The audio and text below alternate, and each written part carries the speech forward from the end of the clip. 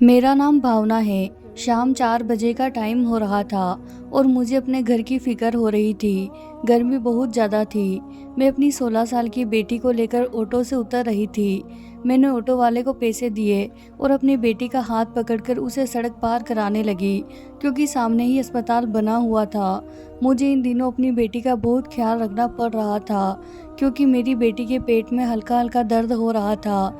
यह दर्द कैसा था, किस चीज़ का था, यह बात अभी कंफर्म नहीं हो पाई थी, क्योंकि डॉक्टर ने उसका अल्ट्रासाउंड बताया था और मैं अल्ट्रासाउंड करवाने के बाद अल्ट्रासाउंड की रिपोर्ट दिखाने डॉक्टर के पास आई थी।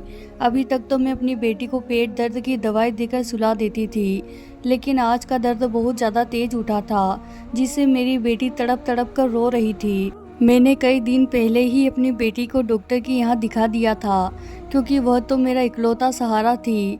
उसको थोड़ा सा भी कुछ हो जाता तो मैं फ़ौरन उसे डॉक्टर के पास लेकर भागती थी। हर रात मेरी बेटी के पेट में दर्द होता था, इसीलिए मैं उसे डॉक्टर के यहाँ दिखाने ले जा रही थी, ताकि उसका सही से इलाज हो सके। यह डॉक्टर बहुत अच्छी थी और उसकी फ़ीस भी बहुत ज़्यादा थी। यह अस्पताल मेरे घर के पास में ही बना हुआ था और बाकी के अस्पताल और क्लिनिक मेरे घर से काफ़ी दूर थे, जिसकी वजह से मुझे दिक्कत होती थी। गर्मी बहुत ज़्यादा थी, इसीलिए मैं अपनी बेटी को डॉक्टर प्रीति के पास लाई थी। जब मैं अपनी बेटी का हाथ पकड़कर उसे डॉक्टर के क्लिनिक में लेकर दाखिल हुई, तो वहाँ पर बैठी हुई सारी औरतों ने मुझे अजीब-अजीब सी नज़रों से देखा था। मैं भी अपनी बेटी का नंबर लगवाकर खामोशी से बैठ गई थी। मेरी बेटी को अभी भी दर्द हो रहा था। वह दर्द से करा रही थी। मैंने उससे कहा कि बेटी के साथ किसी ने कुछ गलत तो नहीं कर दिया। उस औरत की बात सुनकर मुझ पर गुस्सा आया था। मैंने उससे कहा कि आप ये कैसी बातें कर रही हो, कि आपके पास कोई बेटी नहीं है जो आप मेरी बेटी के बारे में ऐसी बातें कर रही हो। मेरी बात सुनकर उस औरत ने कहा कि जब अपनी जवान बेटी को तुम गायनोकोलॉजिस्ट के पास लेकर आओगी, तो तुम्हें लोग घूर घूर कर ही देखेंगे और तुम्हें इस तरह की बातें ही सुनने को मिलेगी। इस औरत की बातों से मैं शॉक्ड रह गई थी। मैंने सोचा कि दुनिया में किस तरह के घटिया लोग मौजूद हैं, जिन्हें सामने वाले की फीलिंग से कोई मतलब ना हो। मैंने उस औरत से कोई बात नहीं की, क्योंकि मैं अपनी बेटी की तरफ से बहुत ज़्यादा परेशान थी। अब मेरा नंबर भी आ गया था। मुझे पता नहीं था कि क्या हो गया था। मैं अंदर जाने के बजाय अपनी बेटी का हाथ पकड़कर उसे क्लिनिक से बाहर ले आई थी, क्योंकि मुझे उस औरत की बातें और वहाँ पर बैठे हुए लोगों की नज़रें परेशानी में डाल रही थी। दूसरी तरफ मेरी बेटी की तबीयत भी कुछ ठीक नहीं थी। मुझे लग रहा था कि ज़रूर कोई ना कोई तो गड़बड़ है। मैं अपनी बेटी को लेकर घर वापस आ गई थी। उसकी हालत और ज़्यादा बिगड़ रही थी। वह दर्द से बुरी तरह से रो रही थी, वो तड़प रही थी और इसका दर्द किसी तौर पर कम होने का नाम नहीं ले रहा था। मजबूर होकर मैं फिर से अपनी बेटी को लेकर डॉक्टर प्रीति के क्लिनिक पर चली गई।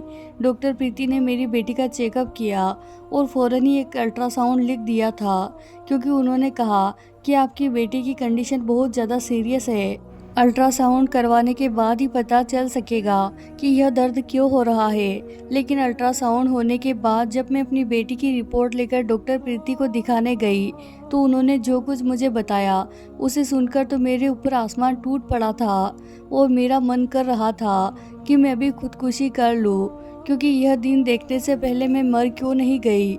मुझे अपनी ज़िंदगी बहुत बुरी लगने लगी थी, क्योंकि डॉक्टर प्रीति ने मुझे बताया था। मैंने बड़ी मुश्किल से डॉक्टर प्रीति से कहा था कि ऐसा कैसे हो सकता है। मेरी बेटी तो बहुत मासूम है और ना वह बोल सकती है और ना ही सुन सकती है। वह बहुत मासूम है, ऐसा नहीं हो सकता।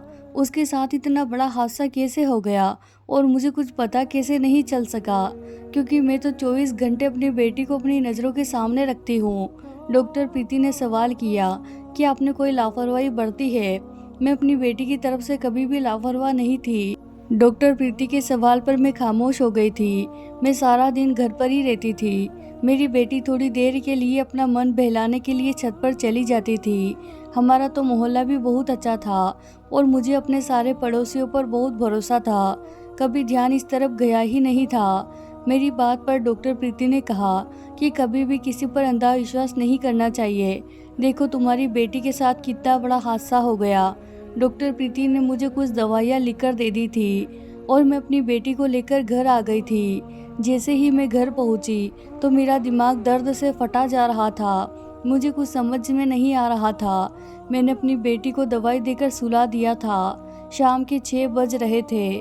मैं सोच सोच कर पागल हो रही थी कि आखिर ऐसा कैसे हो सकता है। तभी अचानक दरवाजे पर दस्तक हुई। मैंने दरवाज़ा खोला तो देखा कि मेरा देवर खड़ा हुआ था। मैंने उसे घर का राशन लाने के लिए भेजा था। वह अब काम पर भी जाने लगा था और अपने कमाए हुए पैसे मेरे हाथ पर लाकर रखता था। अपने देवर को देखकर मुझे सबसे पहला ख्याल अपनी बेटी का ही आया था और उसी टाइम मुझे अपनी गलती का एहसास हुआ था कि मुझसे बहुत बड़ी गलती हो गई। मैं अपनी बेटी की मुजरिम बन गई हूँ। लेकिन मेरी बेटी के साथ यह सब कुछ गलत करने वाला और कोई नहीं बल्कि मेरा देवर ही है। आखिर इसके अलावा और कोई हो भी कैसे सकता है। मैंने इसे मासूम और लवार समझकर अपने घर में सहारा दिया था। मैंने फौरन ही उसके हाथ से सामान लेकर फेंक दिया और उसका गिरेबान पकड़ लिया। मैंने उससे पूछा, तुमने मेरी बेटी के साथ आखिर ऐसा क्यों किया? वह हैरान होकर मुझे देख रहा था। मैं दबी दबी आवाज़ में उसे सवाल कर रही थी क्योंकि मैं नहीं चाहती थी कि मोहल्ले में मेरी बेटी की बदनामी हो। मेरे चीखने से उनको भी पता चल जाना था। पहले ही क्लिनिक पर बैठी उस औरत की आवाज़ मेरे कानों में गूंज रही थी।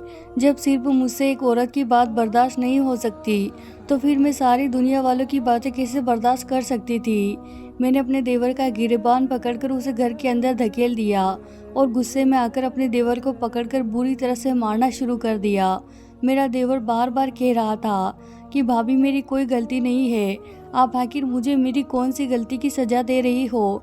मुझे तो कुछ पता ही नहीं है, कम से कम मेरा कसूर तो बताओ कि मैंने क्या किया है। लेकिन मुझे अपने देवर पर किसी तरह का रहम नहीं आ रहा था क्योंकि उसने मेरी बेटी के साथ बहुत गलत किया था।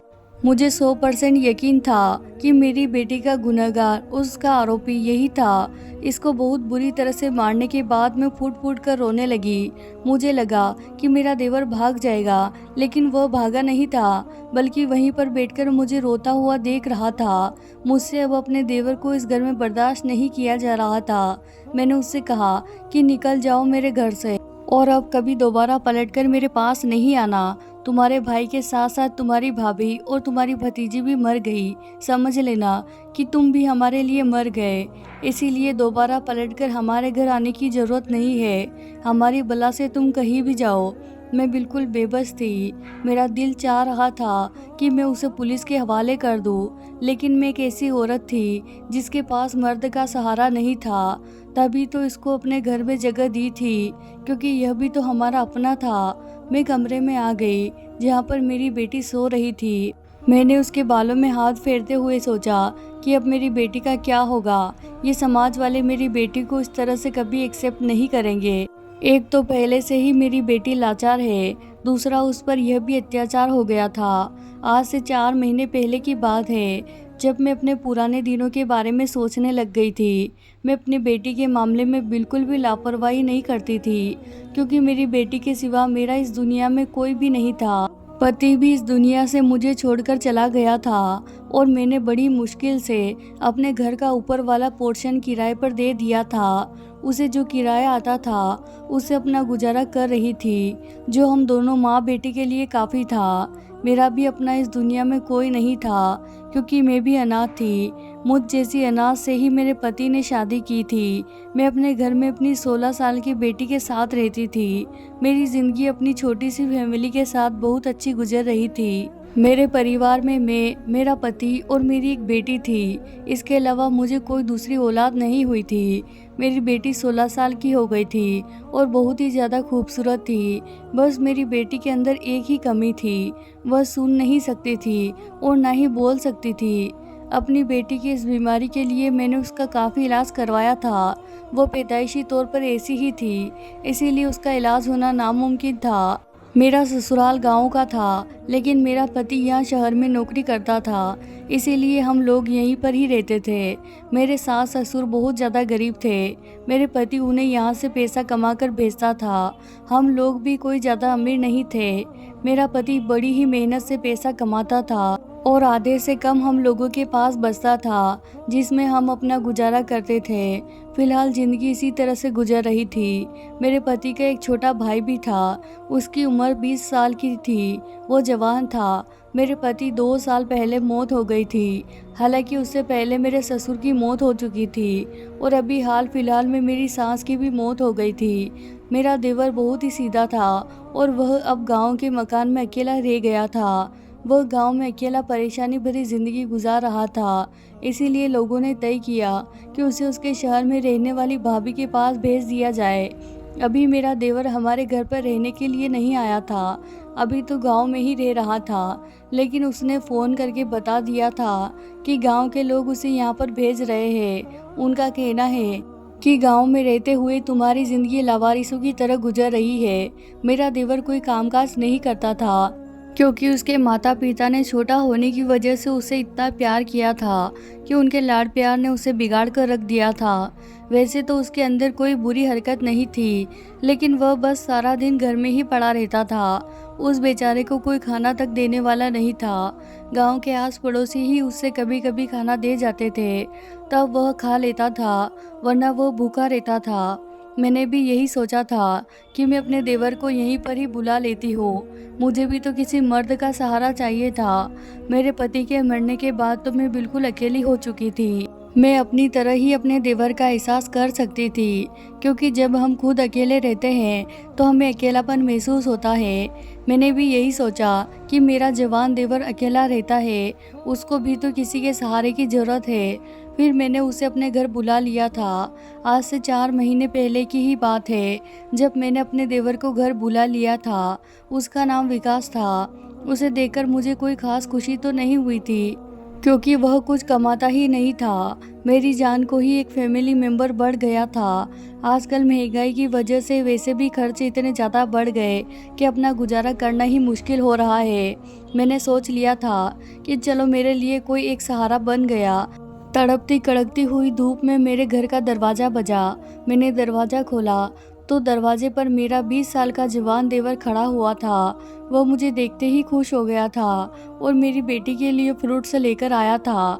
वह मुझे बहुत ज़्यादा भूखा लग रहा था। घर आते ही सबसे पहले मैंने उसे खाना खिलाया, क्योंकि दोपहर का टाइम था और इस टाइम हम लोग भी खाना खा रहे थे। मेरा देवर जैसे बेचैन होकर खाना खा रहा था। उस बेचारे को देखकर तो मुझे उस पर तरस आया, क्योंकि लोग तो उसे बासी और रूखा सूखा खाना ही दिया करते थे। मेरे हाथ का टेस्टी और ताज़ा खाना खाकर वह बहुत खुश हुआ था और मेरे हाथ के खाने की बार बार तारीफ किए जा रहा था। ऐसा लग रहा था कि जैसे आज उसने पेट भरकर खाना खाया है। वह बेचारा बहुत ज़्यादा कमज़ोर हो गया था। अपने देवर को घर में रखने से मेरा भी फ़ायदा हुआ था कि मैं बाज़ार के बार बार चक्कर लगाती थी। मुझे कोई सामान लाना होता था तो मैं अकेली ही बाज़ार जाकर लेकर आती थी। ऊपर से मुझे अपनी बेटी की भी फिक्र लगी रहती थी, क्योंकि वो घर में अकेली थी। मैं अपनी बेटी को दवाई देकर सुला दिया करती थी और फिर घर के दरवाजे को बाहर से ताला लगाकर ही घर से बाहर निकलती थी। मुझे बार बार अपनी बेटी की ही फिक्र सताती थी और फिर मैं थक भी जाती थी। अब मैंने सोच लिया था कि ये सारे काम मेरा देवर ही किया करेगा।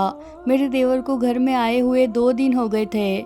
मुझे अच्छा लग रहा था कि वह मेरे हर काम में हाथ बटा रहा था। मेरे बिना कहे ही वह हर काम को कर दिया करता था। उसे भी लग रहा था कि कहीं मैं भाभी पर बोझ न बन जाऊं, इसीलिए वह हर काम कर रहा था। घर का भी और बाहर का भी। मेरे साथ साथ घर की सफाई भी करवाया करता था और खाने में भी मेरा हाथ बटा दिया करता था। मुझे खुशी होती थी उसे इतनी मेहनत करते हुए देखकर। मुझे अच्छा महसूस होता था। वह बेचारा रात को बार बार उठकर घर के दरवाजे पर भी पहरा दिया करता था कि कहीं चोर वगैरह अंदर ना आ जाए, क्योंकि रात को मैं सोने जाती थी तो इसी फिक्र में मुझे नींद नहीं आती थी। लेकिन जब से मेरा देवर घर आया था मैं सुकून की नींद ले रही थी। लेकिन मैं इस तरह से अपने देवर पर इतनी जल्दी भरोसा भी तो नहीं कर सकती थी। पता नहीं जाने क्यों मुझे अपने देवर को देखते ही उस पर भरोसा हो जाया करता था। वो भाभी भाभी कहता हुआ बार बार मेरे आगे पीछे घूमता रहता था। मेरे घर में एक छोटी सी बैठक बनी हुई थी। मैंने उसको वहीं पर शिफ्ट कर दिया था, क्योंकि मेरी जवान बेटी का साथ था। मैं उसे अपने कमरे में तो नहीं सुला सकती थी और ऊपर वाला पोर्शन मैंने किराए पर दिया हुआ था, उसमें किराएदार रहते थे। ऊपर वाले पोर्शन में जाने का रास्ता भी अलग था, इसीलिए नीचे से मैं दरवाज़ा बंद रखती थी। मेरे घर में जो किराएदार रहते थे, उन्होंने कहा था कि अगर आपका देवर मेरे साथ मेरी दुकान पर बैठ जाया करे तो मैं उसे पैसे दे दिया करूँगा। मैंने उनसे कहा था कि मैं अपने देवर से इस बारे में बात करके बताऊंगी। मेरा देवर जब सब्जी लेकर घर आया तो मैंने उसे इस बारे में बताया था और वह इस काम के लिए फ़ौरन ही मान गया था, क्योंकि उसे भी पैसों की ज़रूरत थी। मेरे देवर ने काम पर जाना शुरू कर दिया था। वहाँ से उसे 12,000 महीना मिलने लगा था। मेरे लिए वह 12,000 काफ़ी थे, क्योंकि मेरा देवर अपने सारे के सारे पैसे लाकर मेरे हाथ पर रख दिया करता था। मुझे पैसों से भी काफ़ी सहारा मिला था। मेरे देवर के घर आने के बाद से मुझे काफ़ी आसानी हो गई थी। फिर 12,000 भी मेरे लिए बहुत ज़्यादा थे। उसके होते हुए मुझे सेफ्टी का भी एहसास हो रहा था। अगर इस सेफ्टी के मुझे 12,000 महीना मिल रहा था तो इससे मेरे घर में भरपूर राशन भर जाता था और बाकी का खर्च मैं किराए के पैसों से उठा लिया करती थी। लेकिन मुझे नहीं पता था कि 12,000 से मैं सेफ्टी ही नहीं बल्कि उम्र भर की बदनामी और बेइज्जती भी खरीद रही हूँ। लेकिन जब से मेरा देवर आया था, मेरी बेटी अपने पेट में बार बार दर्द बता रही थी।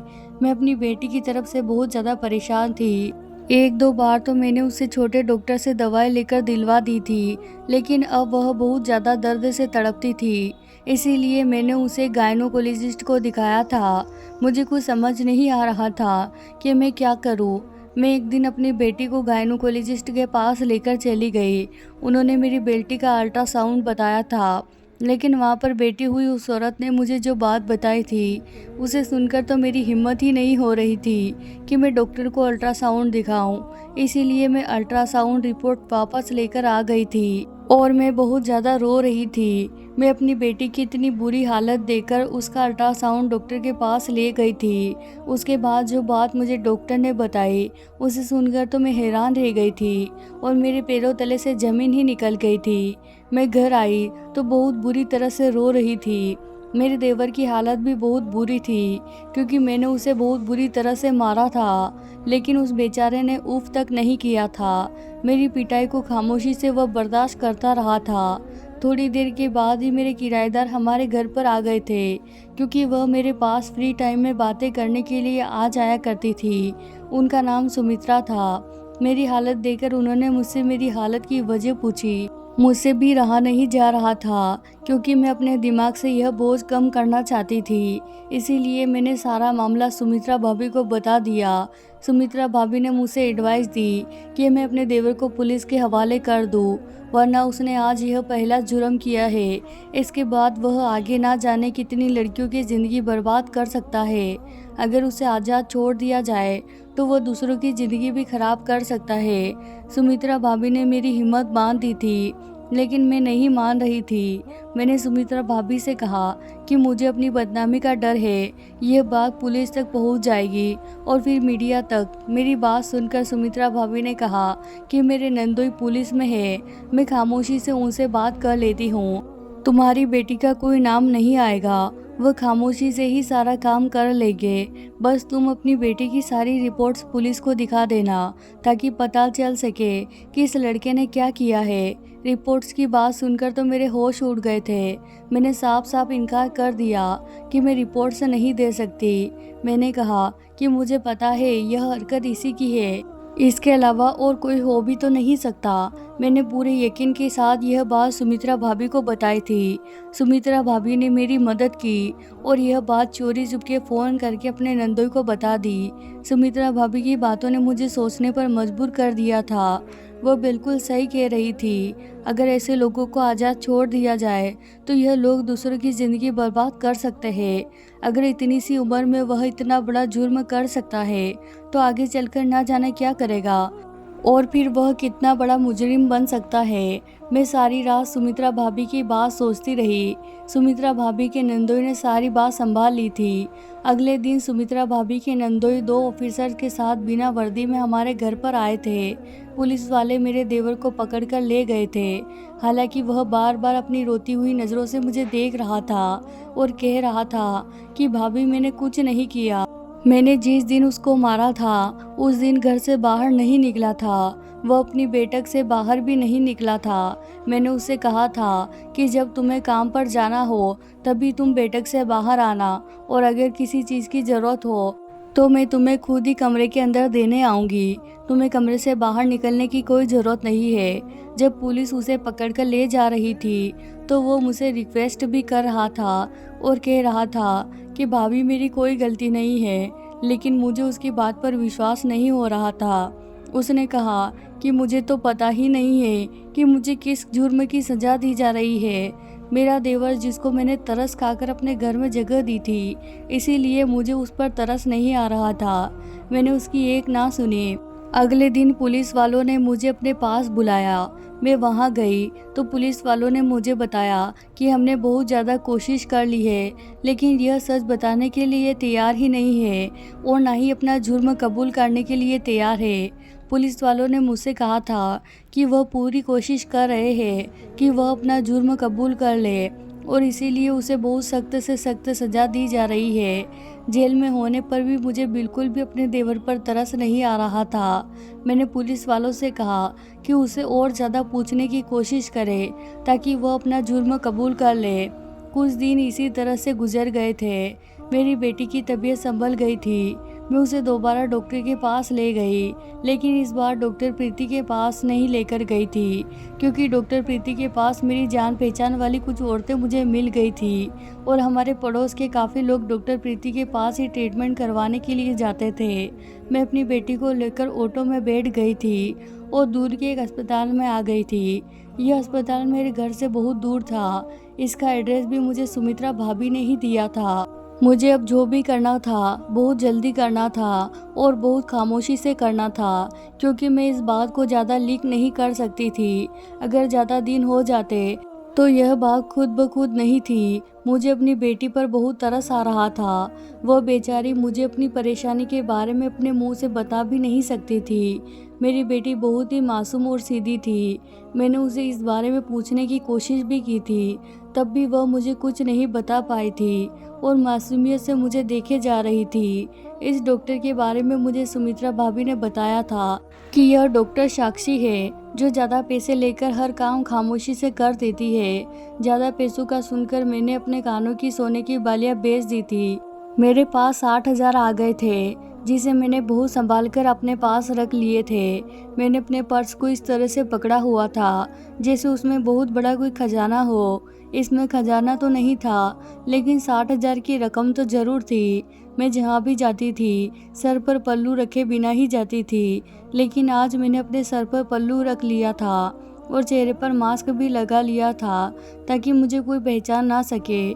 मैंने अपनी बेटी का भी चेहरा छुपा दिया था। मैंने कभी सोचा भी नहीं था कि मुझे अपने चेहरे को इस तरह से छुपाना भी पड़ेगा। हालांकि मेरा तो कोई कसूर भी नहीं था, लेकिन शायद मेरा कसूर ये था कि मैंने अपने देवर पर भरोसा किया था, जिसने मेरा भरोसा जीतकर मेरी बेटी के साथ यह सब कुछ किया था। मैं अपनी बेटी को अंदर ले गई। मेरी मासूम बेटी समझ ही नहीं पा रही थी कि मैं क्यों बार बार उसे डॉक्टर के पास लेकर जा रही हूँ। उसकी नज़रों के सवाल मेरे दिल में चुभ रहे थे।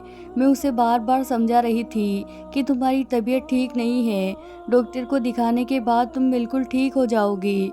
मैं उससे और ज़्यादा सवाल पूछकर उसे परेशान नहीं करना चाहती थी। मुझे इस बात का अच्छी तरह से आइडिया हो गया था कि मेरी बेटी के साथ जिसने यह हरकत की है वह होश व हवास में नहीं था। मेरी बेटी के साथ जो कुछ भी किया गया है उसे बेहोश करके किया गया है, वरना मुझे मेरी बेटी कुछ न कुछ बताने की कोशिश जरूर करती। ना जाने कब और कैसे मेरे देवर ने मेरी बेटी का फ़ायदा उठाया था, मुझे कुछ पता नहीं चला। मैं उस डॉक्टर के पास गई और सारी बात उनको बता दी। मेरी बात सुनकर डॉक्टर को यकीन आया। वो काफ़ी परफेक्ट डॉक्टर थी। उन्होंने मेरी बेटी का चेकअप किया और कहा कि मुझे तो ऐसी कोई बात नहीं लग रही। उन्होंने मेरी बेटी की अल्ट्रासाउंड की रिपोर्ट देखी तो मेरे ऊपर एक और धमाका फूट गया था जब उन्होंने मुझे बताया कि यह अल्ट्रासाउंड रिपोर्ट गलत है।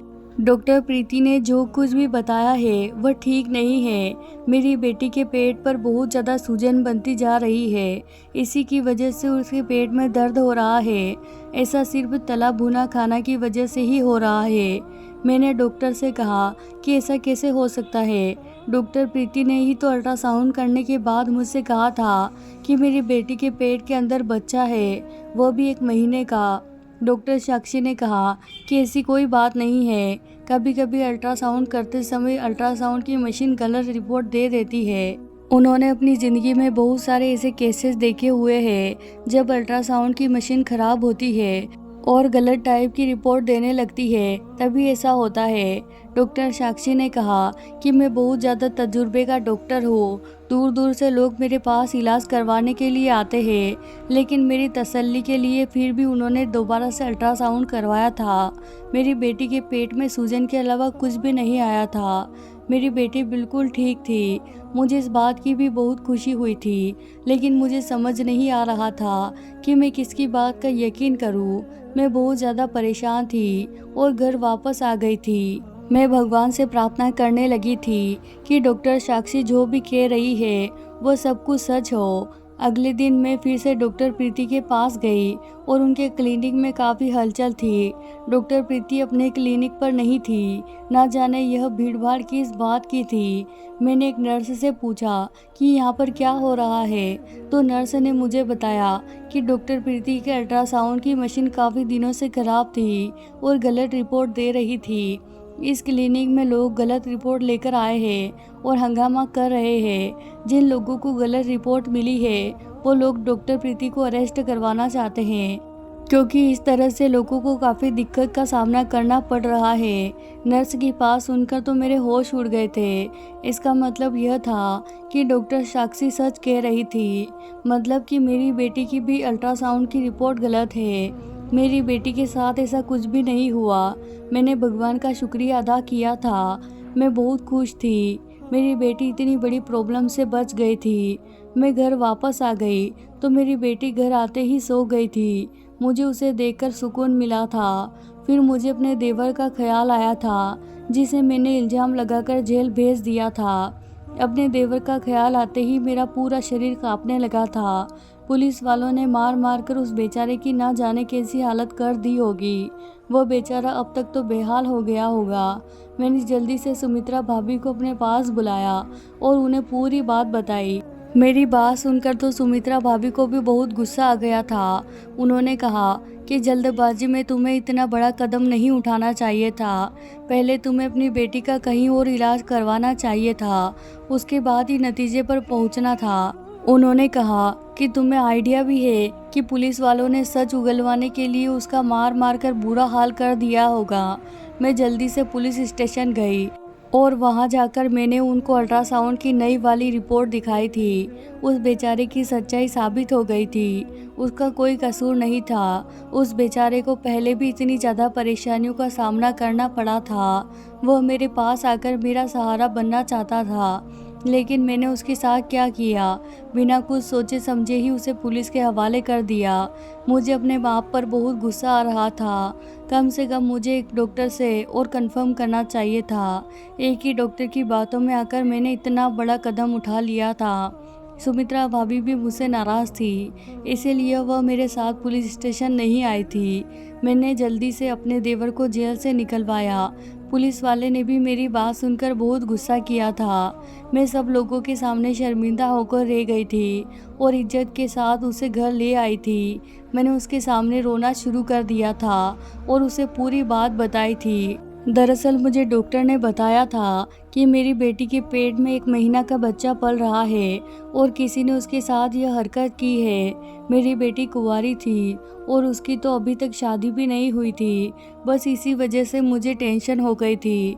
एक तो मेरी बेटी पहले से ही लाचार थी, ऊपर से उसके साथ यह सब कुछ हो जाना मेरे लिए बहुत बड़ी बात थी। मुझे इस बात की बड़ी हैरानी थी कि मेरे देवर ने मुझे बड़ी आसानी से माफ़ कर दिया था। मुझे नहीं पता था कि उसका दिल इतना नरम है कि उसने मुझे इतनी आसानी से माफ़ कर दिया। हालांकि मेरी बहुत बड़ी गलती थी। उसकी जगह अगर कोई और होता तो वह कभी भी मुझे माफ़ नहीं करता। लेकिन उसने मेरे साथ रहने से इनकार कर दिया। उसने कहा, भाभी मैं आपके साथ नहीं रह सकता। आपने मेरे साथ जो किया वह गलतफहमी की वजह से हुआ था। लेकिन ऐसा भी हो सकता है कि यह दुनिया बहुत बड़ी है, कोई भी मेरे ऊपर किसी भी तरह का इल्ज़ाम लगा सकता है। आपकी एक जवान बेटी है और मैं ये बर्दाश्त नहीं कर सकता, इसीलिए मैं आपका घर छोड़कर चला जाऊंगा। मैंने उसे घर छोड़कर जाने से नहीं दिया।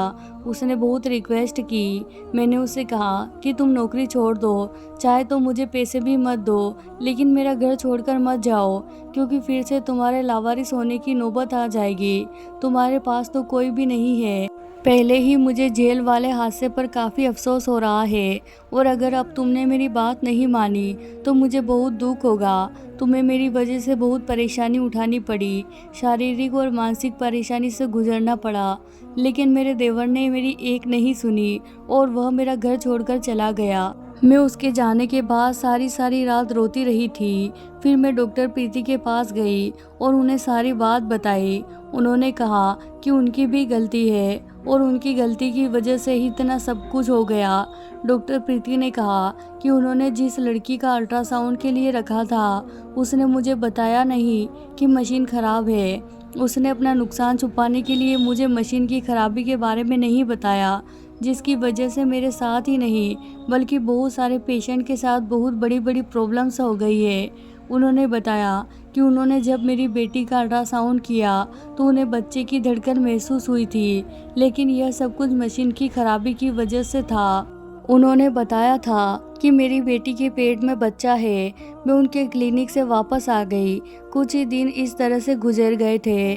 उन्होंने मुझसे बहुत माफ़ी मांगी थी। मैं अपने देवर के घर आने का इंतज़ार कर रही थी, क्योंकि इसी तरह से मुझे मेरी गलती की माफ़ी मिल सकती थी। मुझे उसकी बहुत फिक्र हो रही थी कि वह बेचारा कहाँ होगा और इस अनजान शहर में कैसे खा पी रहा होगा। उसके लिए तो यह शहर अनजान ही था। मैं भगवान से रो रो कर प्रार्थना करती थी, लेकिन भगवान ने एक दिन मेरी प्रार्थना सुन ही ली और मेरा देवर खुद ही हमारे घर वापस आ गया। अब की बार मैंने फैसला किया था कि मैं उसे अपनी औलाद से भी बढ़कर प्यार करूंगी। इस हादसे को अब 10 साल गुजर गए। मैंने अपने देवर की शादी कर दी है। मेरे देवर ने अपनी मेहनत से हम लोगों का काफ़ी भला किया। वो अपनी पत्नी के साथ आज बहुत खुश है। और तो और मेरी बेटी की भी शादी एक ना बोलने वाले लड़के के साथ ही हो गई। वह लड़का अच्छा कमाता है। मेरी बेटी वहाँ पर बहुत खुश है। मेरा देवर बहुत अच्छा इंसान है और भगवान अच्छे लोगों के साथ हमेशा अच्छा ही करता है। मेरे देवर को बहुत अच्छी पत्नी मिली है जो उसका हर सुख दुख में साथ देती है। तो प्यारे दोस्तों, ये थी हमारी आज की कहानी। अगर आपको आज की कहानी पसंद आई हो तो इसे ज़रूर लाइक कीजिए, साथ ही कमेंट करें। अगर आपने अभी तक हमारे चैनल को सब्सक्राइब नहीं किया है तो ज़रूर कर लें। धन्यवाद दोस्तों।